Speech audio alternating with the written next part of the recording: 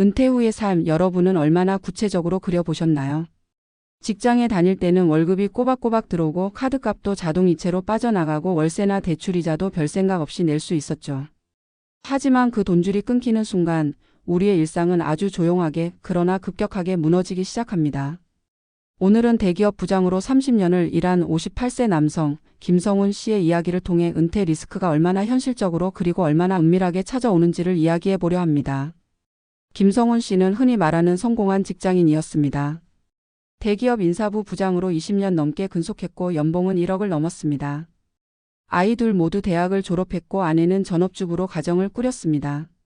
그는 늘 이렇게 말하곤 했죠. 난 노후 걱정 없어. 퇴직금도 있고 국민연금도 나오잖아. 하지만 퇴직을 1년 앞둔 시점부터 작은 균열이 보이기 시작했습니다. 회사에서는 인사제도 개편으로 인해 예정보다 2년 빨리 명예퇴직 공고를 받았습니다. 처음엔 기분이 나빴지만 어차피 곧 나올 일이니 그만두자는 생각으로 수락했습니다. 퇴직금은 약 1억 6천만 원. 이 돈이면 한동안 충분히 버틸 수 있을 거라 생각했습니다. 문제는 이후였습니다. 퇴직 후 첫 3개월은 자유를 즐기는 시간이었습니다. 매일 늦잠을 자고 친구들과 점심을 먹고 여행을 다녔습니다. 그런데 시간이 지나면서 그는 점점 불안해졌습니다. 매달 빠져나가는 고정비가 생각보다 많았습니다. 전세를 풀고 이사하며 얻은 보증금 일부를 월세로 전환했는데 그 월세만 80만 원이었고 관리비, 통신비, 보험료, 카드값, 자녀 용돈까지 합치면 한 달에 250만 원이 고정 지출이었습니다. 수입은 없었습니다. 6개월이 지나자 통장 잔고는 절반으로 줄었고 1년이 지나자 퇴직금은 거의 사라졌습니다. 그때부터 김 씨는 아르바이트를 알아봤습니다. 하지만 50대 후반에 전직 부장을 받아주는 곳은 많지 않았습니다. 경비직이나 편의점 야간 아르바이트라도 하려 했지만 나이 많다는 이유로 번번이 떨어졌습니다. 결국 아내에게 생활비를 줄 수 없게 되자 갈등이 시작됐습니다. 당신 퇴직하고 계획이 있었던 거 아니야? 나도 몰랐어. 이렇게 빨리 돈이 줄어들 줄은. 말다툼이 잦아졌고 아내는 결국 친정으로 내려갔습니다. 그 즈음 김 씨는 카드값을 내지 못해 신용카드가 정지됐고 월세도 2달 밀리기 시작했습니다. 건물주는 다음 달까지 안 내면 방 빼달라고 통보했습니다. 그렇게 그는 58세 나이에 한때 대기업 부장님이라 불리던 사람이 집 몇 개 들고 고시원으로 들어갔습니다. 그의 말이 아직도 기억에 남습니다. 은퇴 리스크는 큰 사건처럼 오는 게 아니더군요. 매달 10만 원, 20만 원씩 줄어드는 통장을 보면서도 그게 위험하다는 걸 몰랐습니다. 어느 날 보니 남은 게 없었어요. 이 사례가 보여주는 핵심은 바로 조용한 붕괴입니다. 은퇴의 위험은 갑자기 찾아오지 않습니다. 천천히 그러나 꾸준히 재정심리사회 전반에 균열을 만들어갑니다.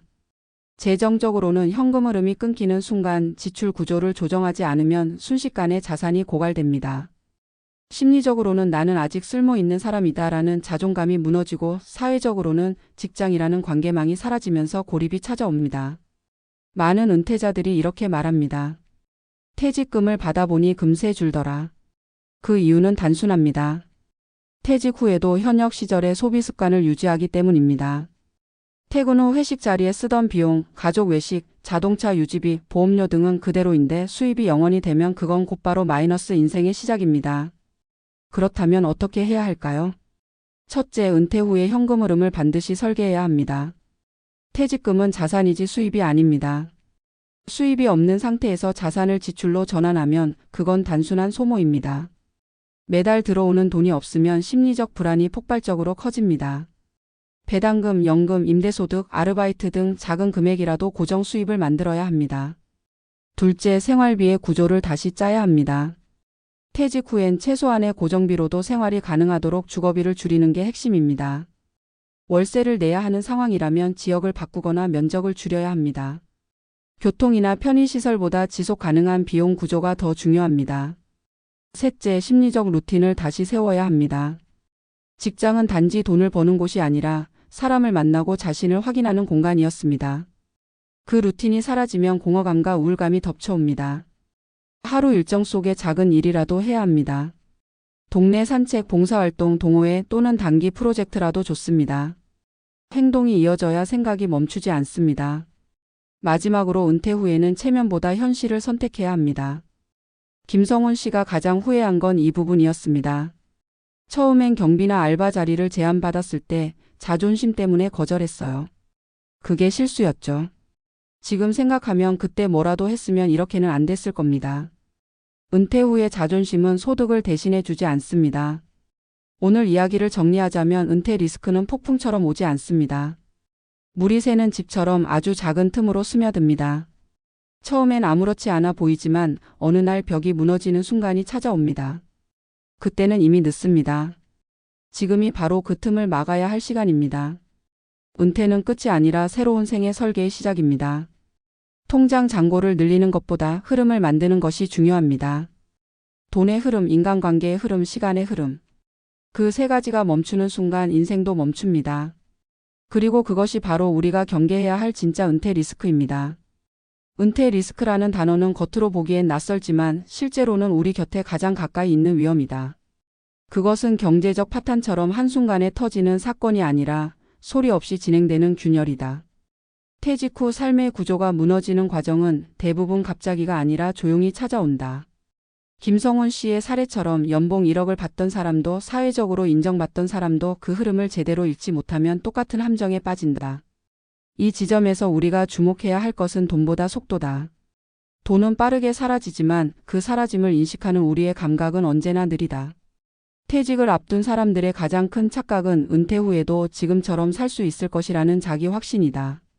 하지만 월급이라는 고정 수입이 사라지는 순간 삶의 리듬이 통째로 바뀐다. 지금까지의 소비는 안정적인 현금 흐름을 전제로 한 것이었고 그 구조가 무너지면 작은 지출 하나도 감당이 어려워진다. 문제는 대부분의 사람들이 이 전환을 마음속으로만 준비한다는 것이다. 퇴직금이 얼마인지, 국민연금이 언제부터 얼마가 나오는지, 배우자의 연금은 얼마인지 이런 기본적인 계산을 하지 않은 채 어떻게든 되겠지라고 생각한다. 바로 그 아니함이 은퇴 리스크의 출발점이다. 퇴직 후의 돈 문제는 단순히 수입이 줄어드는 문제가 아니다. 돈의 흐름이 들어오는 구조에서 나가는 구조로 전환되는 과정이다. 경제활동기에는 매달 들어오는 급여로 지출을 조절했지만 은퇴 후에는 반대로 남은 자산을 기준으로 지출을 줄여야 한다. 이 순서를 바꾸지 못하면 재정은 순식간에 바닥난다. 퇴직금을 은행에 두고 이자를 기대하기엔 시대가 바뀌었고 단순한 저축만으로는 생활비를 감당할 수 없다. 그렇다고 무리하게 주식이나 코인에 손을 대면 변동성의 파도에 휘말린다. 결국 핵심은 안정적인 현금 흐름을 만드는 것이다.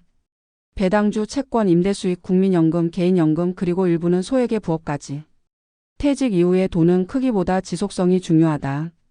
매달 들어오는 30만 원의 배당금이 3천만 원의 일시금보다 더 강력한 의미를 가진다.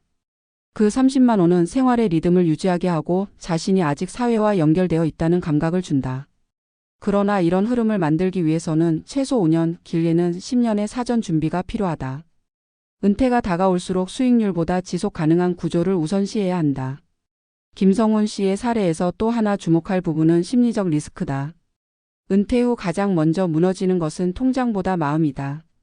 수입이 끊기고 사회적 역할이 사라지면 사람은 자신을 평가할 기준을 잃는다. 명함이 사라지면 이름 앞에 붙던 직함이 사라지면 자존감도 함께 흔들린다. 하루의 루틴이 사라지고 누구도 자신을 필요로 하지 않는다는 감각이 쌓이면서 무기력해진다. 이 시기에 은퇴자들에게 가장 필요한 것은 돈이 아니라 하루의 구조다. 정해진 시간에 일어나고 누군가를 만나고 몸을 움직이는 일정이 존재해야 한다. 이 작은 일상이 무너지는 순간 사람은 급격히 쇠퇴한다. 많은 연구에서 공통적으로 말한다. 은퇴자의 삶의 만족도를 결정짓는 요인은 재산의 크기가 아니라 활동성이다.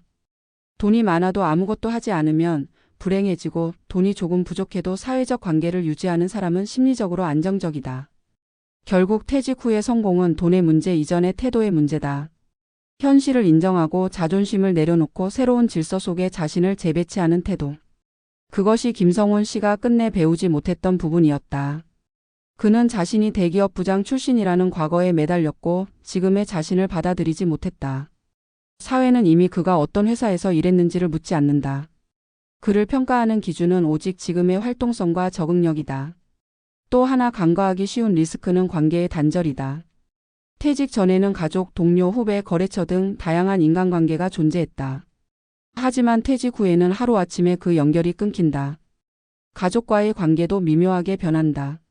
가장이었던 사람은 경제적 중심이자 의사결정의 중심이었지만 퇴직과 함께 그 중심이 이동한다. 자녀는 독립했고 배우자는 이미 자신의 생활 리듬을 갖고 있다. 은퇴자는 그 안에서 낄 자리를 잇는다. 이런 상황에서 흔히 나타나는 것이 잔소리와 무기력의 반복이다. 누군가에게 인정받고 싶은 욕구가 충족되지 않으니 가족에게 과도하게 개입하거나 반대로 완전히 고립된다. 이 악순환을 끊기 위해서는 관계의 방향을 바꿔야 한다.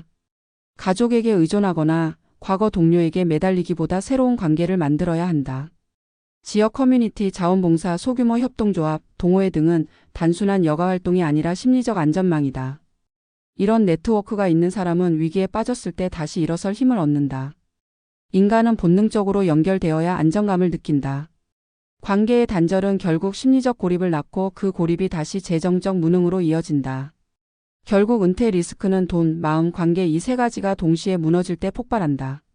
한 가지라도 버텨주면 회복의 가능성이 있다. 재정이 불안해도 마음이 단단하면 다시 일할 수 있고 마음이 흔들려도 주변 관계가 든든하면 다시 일어설 수 있다. 그러나 세 축이 동시에 무너지는 순간 삶은 급격히 기울기 시작한다. 그렇기에 은퇴 준비는 돈을 모으는 일이 아니라 세계의 기둥을 세우는 일이다. 은퇴는 피할 수 없지만 리스크는 관리할 수 있다. 그것은 숫자가 아니라 태도의 문제다. 자신의 현실을 직시하고 소비를 구조적으로 줄이고 관계를 새로 짓는 사람만이 두 번째 인생의 균형을 잡는다. 김성훈 씨는 뒤늦게 이렇게 말했다. 나는 퇴직 후에도 과거의 나로 살고 싶었어요. 그런데 은퇴 후의 삶은 완전히 다른 게임이더군요. 규칙이 바뀌었는데 나만 예전 룰을 들고 있었어요. 이 말이 주는 교훈은 명확하다. 은퇴 후의 삶은 과거의 연장이 아니라 완전한 재설계다. 이제는 직장이라는 울타리 밖에서 스스로 삶의 구조를 만들어야 한다. 돈이 들어오는 구조, 시간이 흘러가는 구조, 사람이 연결되는 구조. 이 세 가지를 스스로 세워야 한다. 그것이 바로 은퇴 리스크를 이겨내는 유일한 방법이다. 마지막으로 이 말을 남기고 싶다. 은퇴는 어느 날 갑자기 찾아오지 않는다. 그러나 준비하지 않은 사람에게는 언제나 갑작스럽다. 반대로 준비한 사람에게 은퇴는 두려움이 아니라 자유다. 김성훈 씨의 이야기는 실패담처럼 들리지만 그 안에는 경고 이상의 메시지가 있다. 그것은 우리 모두가 언젠가 마주할 미래의 거울이다. 지금 이 순간 우리가 해야 할 일은 단 하나다. 조용히 오는 위험을 조용히 준비하는 것이다.